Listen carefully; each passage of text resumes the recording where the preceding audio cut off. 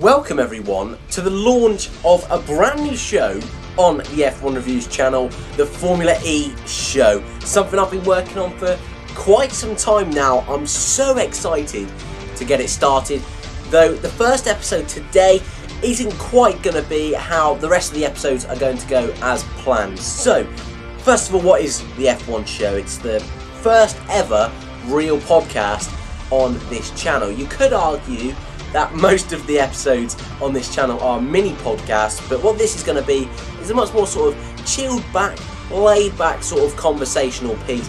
Hopefully with a few guests on in the future, but just sort of a chilled sort of vibe that we don't get in the other videos. The other videos is a bit more, let's say, uptight. I don't want to say it like that, but a bit more serious. So the Formula E show is just going to be a laid back sort of talk show. Something that, like I say, I've dived in a little bit with the likes of Formula E Weekly that I used to do. We've got Formula 1 Weekly. They're mini sort of versions of this, but what I plan with the Formula E show is to maybe, I think I'm going to do it once a week. That's the target. That's the target I want to be hitting once a week. On a Thursday, we bring out the Formula E show, an hour-long podcast talking all about Formula E, and it should be a lot of fun. If you don't know, I did used to do something called Formula E Weekly. It was a weekly show all about Formula E, the news in Formula E. But it wasn't quite working for me. There wasn't lots of news coming out all the time, and so it was a difficult process to be doing every week. Try and scratch the bottom of the bowl to see if we can find any sort of dirt in the world of Formula E, and there wasn't really anything. And so with the talk show, I feel we can bring up big conversations about Formula E, and we can just sit and talk about them.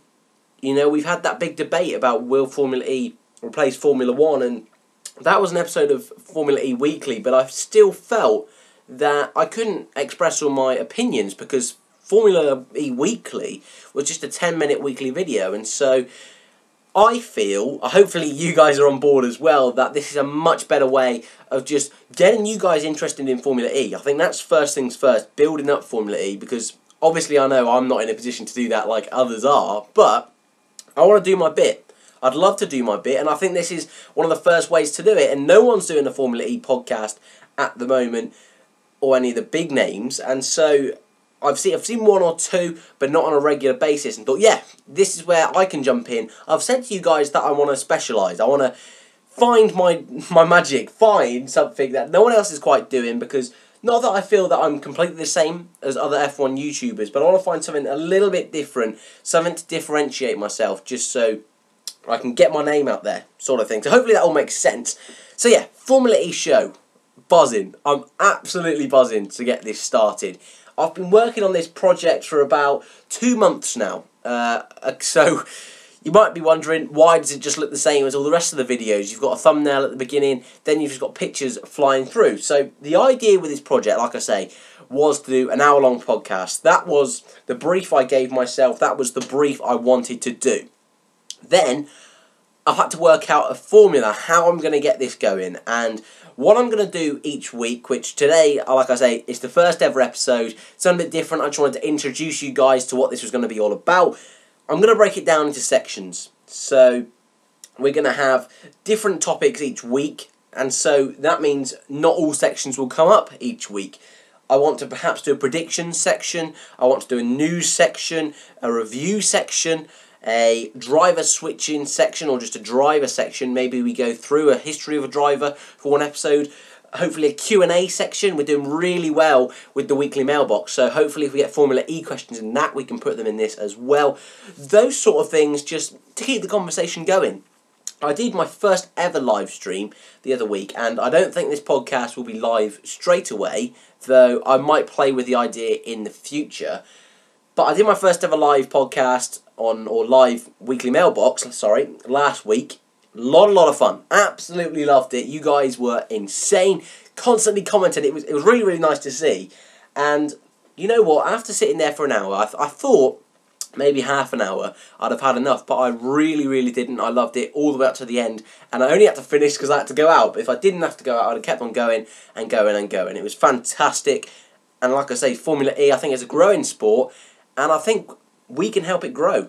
And I think that's hopefully what I want to do with this podcast. Now, like I said as well, I don't want it to just be me. I think that could get boring week in, week out, every week, just myself. So, I've been in contact with some other F1 YouTubers. I won't say any names yet, but all of them considerably bigger than myself, and they seemed interested. They seemed like they would want to come on this show, which was fantastic, and help me out bringing awareness to Formula E a bit more and trying to get that hype up for Formula E a bit more than it currently is. And so that was fantastic to see. But the only issue is that this podcast I hadn't really scheduled to bring out until the summer. And so all the guys I said to come on, that's sort of sorting out for the summer. And so for a little bit of time, it was probably just going to be me. I've contacted a few other guys to see if they want to bring it forward, and they said yeah. And so this is great. I'm really, really excited. If you guys want to come on the show as well, put it down in the comments below, and I can see, and then hopefully, if some of you guys are really serious, we can get you on, we can have a conversation, and you can be part of the podcast. I think that's really going to be what I want to focus this around, is a community effort, just spreading the love about Formula E. I really, really want to do that. Like I said, today's episode was more just outlining what we're going to do, but it's also going to be a mini episode as well, because I haven't yet reviewed the Rome Prix yet. That was last weekend. Haven't had a chance to do that yet, which is a bit gutting. I'm really sorry. And if you guys are Formula E fans and have subscribed for Formula E, which some of you I'm pretty sure have, thank you for waiting. Thank you. It's been ages since I've done a Formula E video, and hopefully this is the reward that I can give you guys for sticking by me and holding on for all this time. I know there's no way this is as popular as Formula 1, and I know that the views on this sort of video is never going to be anywhere near the sort of levels of Formula 1, but hopefully we can help it push a little bit more to get a little bit closer, and eventually maybe it could overtake. And just so you guys know now as well, I still love Formula 1, and I think my true passion still is Formula 1, but Formula E is growing on me.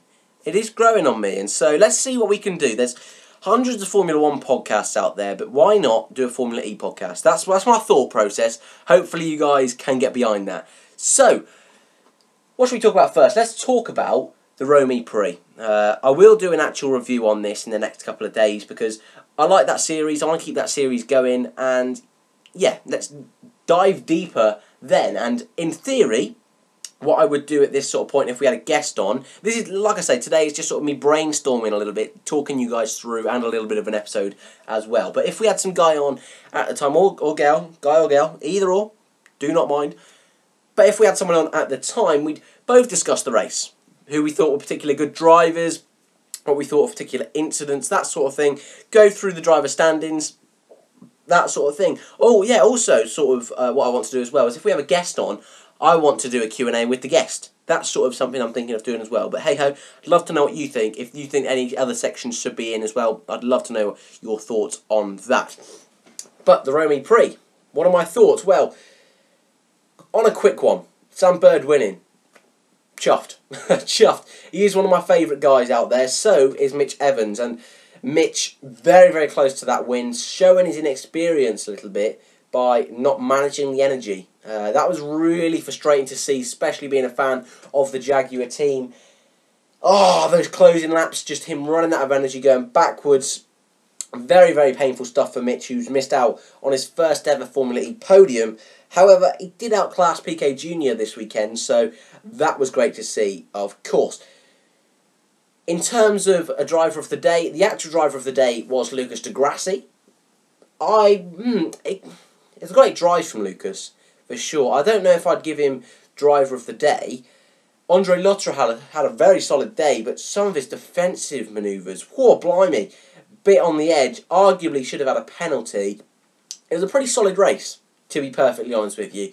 Did enjoy it. Not the worst of the season, not the best. That's 100% for sure, but there were moments there, little glimmers of hope, and everyone at the circuit seemed to love the race, love the venue, love the track itself, including the drivers. We had a bit where they took off, the cars took off down the long straight, like mid-air took off. It was pretty mad. I did enjoy that. Saw some mad overtakes there, especially from di Grassi himself. But it seemed to be a track that people loved, and people want to see again on the calendar. I wasn't really too fussed either way. I do think getting the major cities in the world is a must. And Rome, of course, what a great city to be in. What a great city. Definitely be a Formula E race I would love to go to. So, why not? Why not have it back? We've seen tracks like Moscow, London leave the calendar. London and the UK trying to get a track back. But I think it was Sam Bird at the beginning of the race mentioned, you know, if Formula E can get the big names, I think he said the big five, and he said Paris, Rome, New York, London, and someone else, he said. But if they could get those, just a grounding, then that is all they need to keep pushing this sport forward. That's really what they need. And there's only 4 more countries to visit this season, and then that's season 4 done.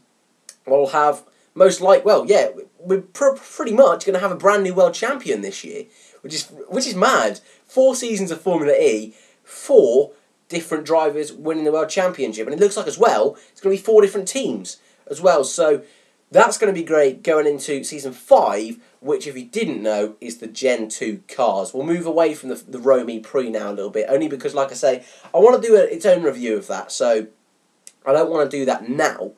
But the Gen 2 car, obviously next season, you won't be seeing cars like what's on screen right now. That's one of the Dragon Racing cars. That is Jose Maria Lopez. You'll be seeing cars like this.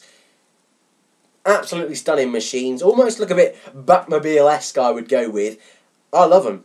I really, really do love them. I think they're a fantastic beast. We've seen Nissan release their version of the Gen 2 car. We've also seen Audi release their version with their livery on. And we've seen big manufacturers, like I said, like Nissan, who aren't currently in the sport. Mercedes, who aren't currently in the sport, they're going to be joining in the following seasons as well. So, exciting times for Formula E in terms of the Gen 2 car. And it's been announced who is going to be launching the new car. And it's one of the drivers that I've said I could see driving for Mercedes when they come to Formula E in a couple of seasons' time. And that is Nico Rosberg. He'll be launching the official Gen 2 car. He'll be the first to drive it at the Berlin E-Prix. That was the other track. That was the 5th track. Berlin. I remember now. Yes, that was in the Big 5. But yeah, Rosberg, what an ambassador for the sport. A Formula 1 world champion. The newest Formula 1 world champion.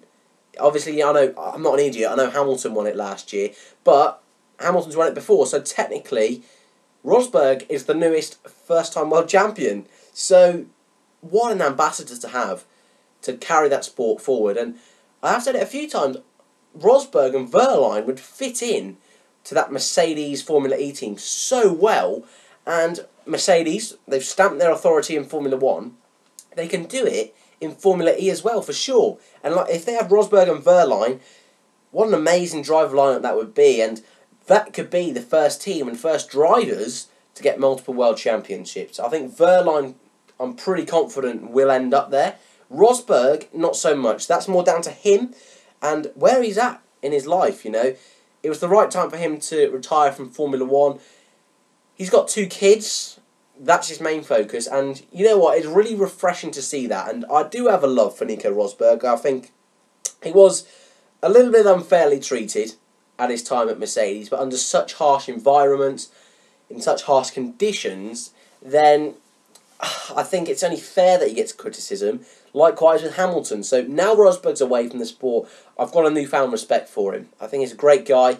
I did like him when he was in Formula 1, don't get me wrong. I wasn't a hater of Rosberg, like many Hamilton fans. As people do know, if you've been on the channel for the Formula 1 stuff, I'm not Hamilton's biggest fan. I do like Hamilton though, so I'm not a fanboy like some, but like I say, Rosberg, I do have a newfound love for the man, for sure. And if he did come to Formula E, for sure I think he'd be the best driver on the grid.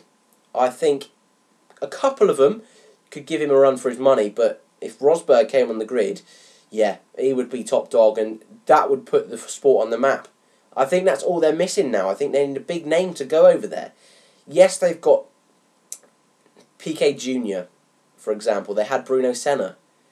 They've had Lucas Di Grassi, Sebastian Buemi, even John Verne, I would say, is probably the biggest superstar. But they're not superstars.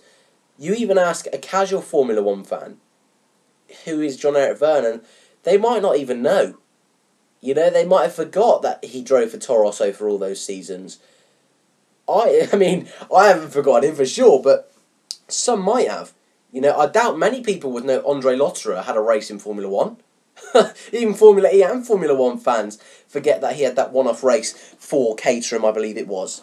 So, I think that's all they're missing now, Formula E. They got the big names in terms of manufacturers. Renault, who are leaving, but Renault at the moment, Audi, Mercedes, Nissan coming in as well. Even Williams F1 team make parts, or the Williams group make parts for Formula E. So, DS Virgin, that's Citroën pretty much. But Virgin, such a big name. Leonardo DiCaprio owned a team. Andretti. Such big names in terms of teams. All they need now is drivers to back that up. Because I think we all know the big reason that many people watch Formula One isn't for the teams, but is for the drivers. The world-class standard of the driving is the biggest talking point every weekend. It's big in talking point throughout the race. It's the drivers. Where they are in relation to their teammates, what great seasons they have. Oh, this guy's got a reputation for being an over-aggressive driver. This guy's got a reputation for being an absolute smasher. He blows everyone up. I wonder who I'm on about there. But, Pastor Maldonado, we love him. But, no, I really think that's what Formula E is missing. And if they could get a Formula One world champion, Nico Rosberg, Hamilton, if Hamilton retired from Formula One, maybe Hamilton would potentially think about just rocking up to Formula E, smashing it every year, becoming the top man in history of Formula E with the most world championships. Maybe that's something he'll do for a couple of seasons. I wouldn't put it past him. Kimi Raikkonen, he might have a look. I don't think he would, but Fernando Alonso, he could consider it. Again, I don't think he would, but just a former world champion. Jenson Button could always be a shout. Obviously, he's in Japanese Super Formula this year. Is it Super Formula? It's Super GT. I apologize. Super GT Button's in at the moment. But next year, who's to say he doesn't go to Formula E for a season? You know, just because a driver stops F1 doesn't mean they stop racing. You know, you just look at Gianpablo Montoya. I know he's not a world champion, but just because he retired from Formula One, he's still going round. In America, it's the Indy 500. He's still doing that. Sebastian Bourdais, if you can remember him, he's still doing Indy 500 and the IndyCar series. Max Chilton, another one. So, life doesn't end for these drivers after Formula One, and I think that's what Formula E just needs at the moment, is an established driver. Like I said, I'm naming world champions, but you've also got drivers that were never world champion. You know, Daniel Ricciardo, I could see if he ever retired from Formula One, maybe heading over to Formula E. You think of drivers that went out last season or didn't make it to this season. Robert Kubica, he could go to Formula E. Imagine how much media attention Formula E would get if they brought over Robert Kubica. You know, and Formula E as well, they are snatching talent from Formula One, from the lower categories. Felix Rosenqvist, he was in the fight with Esteban Ocon and Max Verstappen when they were all in Formula 3 together. So, the fact that Formula E have got Rosenqvist, and I think arguably Rosenqvist is the best driver in Formula E, that's something really positive for the sport. And I think Rosberg, going back to the initial point here, Rosberg showing off this Gen 2 car is exactly what the sport needs. And yeah, I think it's perfect marketing for sure, because that's what they need to keep doing for these first. I think it's still new, the sport. You know, Formula One. We're in the quick maths. 60. Are we in the 69th season? 69th season of Formula One. Yeah, we are. 69th season of Formula One. We're in this Formula E. We're only in our 4th. So they've got to where they've got to, and already they've got such a market, such an audience, and being so new, it's pretty incredible. To be perfectly honest with you, they are leading the charge in the most increasingly popular motorsport, and you can see why. You know, the fact that I'm doing a podcast shows you why. They get people's attention, and that's all they need at this moment in time. You know, they're so in tune with all the different social media things. The fan boost, I'm not a huge fan of the fan boost, but it encourages people to stick around.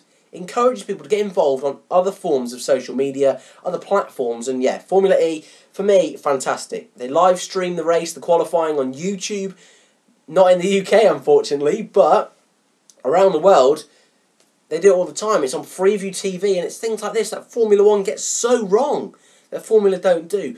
Liberty Media have come in now, the owners of Formula One, and they are shaking it up. And a lot of people aren't fans of Liberty Media, but I personally am. I'm a big fan of Liberty Media, and I think nearly all the changes they've made have been fantastic.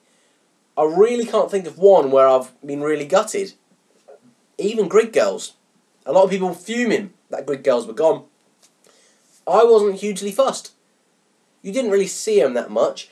Yes, okay, some at the end of the race when they were in the cool-down room and there were all the girls standing there. Yeah, they look nice. But did it affect the racing? Has it really made a difference this season? No, not really. And I think Grid Kids was a great idea. And Formula E does something similar. Not necessarily Grid Kids, but they just get random guys and girls on the grid to hold up the numbers. You don't really notice them, but you got to put yourself in those shoes.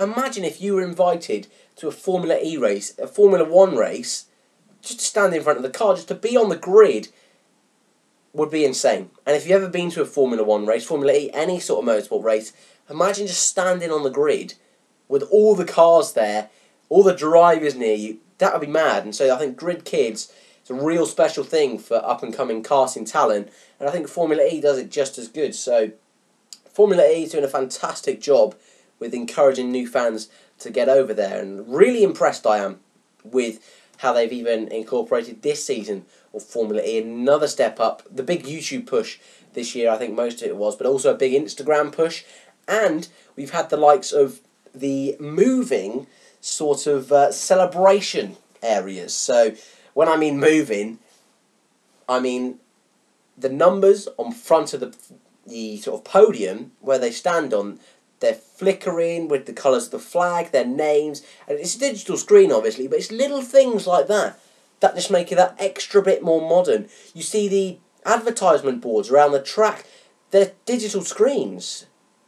I mean, on Formula One, obviously you could argue that's a bit dangerous, but Formula E as well, just as dangerous. We saw the racing this weekend in Rome. They went through a tunnel, and in that tunnel, they had sort of, you know, in like Mario Kart and stuff, where you go on like a boost pad, right? It looked like that, but they had them on the wall, and to be honest, it looked really cool. It lights up the tunnel. I think that's the main reason for it. But just something a little bit extra makes it look a little bit more modern. And Formula E, yeah, big fan of that for sure. And that bit of news really did stick out with me with Rosberg jumping in the car. That's exactly what Formula E needs. So, good stuff there. Like I say, guys, this isn't really a hugely planned out sort of talk session today. I just wanted to give you that vibe of what this could be like. And the graphics package today, I understand, is absolutely dog. I'm looking at it now, and you can see it's just pictures whizzing by, and that's not what I want at all. But I didn't plan, like I say, to be bringing out this podcast today. I promised you guys some big things this week, and I'm so excited for this, so excited for this to be coming out. So I thought, why not? Let's just get it going now. But yeah, graphics package is going to be a complete overhaul. I guarantee, episode 3 will look absolutely nothing like today's episode. It really won't, which is fab, really. I'm going to have big news stories down the left-hand side, hopefully a logo in the top right-hand side, something along the bottom as well with my Twitter handle. Those sort of things should be really fun. A little bit more of an extra story now, just before I love you and leave you, is about a driver change for this weekend. Mark King, I believe his name is going to be replacing Luca Filippi in the Neo team. King has been very close with the Neo team now for quite some time, and he will be taking over Luca Filippi's spot after a very rough season the Italians had. They kept him on to his home Grand Prix though, which I'm impressed with Neo for doing that. I think that's a really nice gesture. Some teams are absolute savages and just kick him out as quickly as possible. But Neo there, let Felipe have his last race in Rome. That's good stuff from them. I like Neo.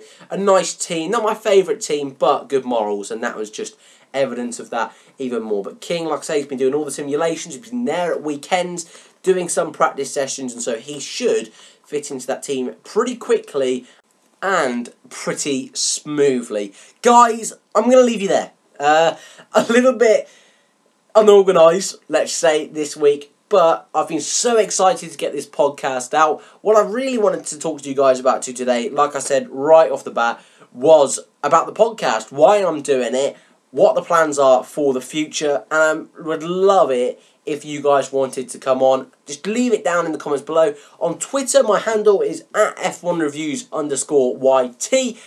So, tweet me. It's probably the best way. I'm still very new to Twitter, but I'm getting the grips of it now. So if you want to be on the show, leave me a Twitter message and I'll try my best to sort something out. Probably thinking of just a Skype call or a TeamSpeak, something like that. We could just sort all that out at the time. But that's the plan for that sort of thing. If you guys have any guests you'd like me to have on the channel, chuck them in the comments below as well. See if I can get people involved, get the conversation going about Formula E. But that rounds off the first ever Formula E show.